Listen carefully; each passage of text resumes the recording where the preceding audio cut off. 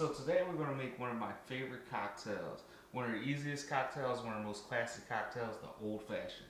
So what we're going to do, we're going to use the Old Grand-Dad Bonded Bourbon. It's 100 proof. We're going to have some orange bitters and simple syrup. Simple syrup that we're using today, made with sugar in the raw. So what we're going to do is we're going to do a 1/4 ounce of the simple syrup. We're going to do 2 dashes of the orange bitters. And then we're going to do 2 ounces of the Old Grand-Dad Bonded Bourbon.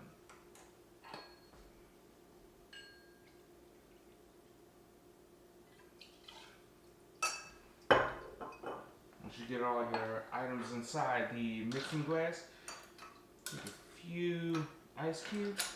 Let's say about 4 ice cubes.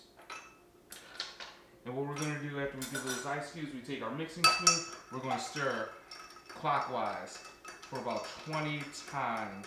20 times clockwise. And after we're done 20 times clockwise, we're going to do 20 times counterclockwise. We're going to get that ice melted, get it nice and cold. And anytime we are making a drink, we always like to pour it over new ice. So we have our glass with our large ice block.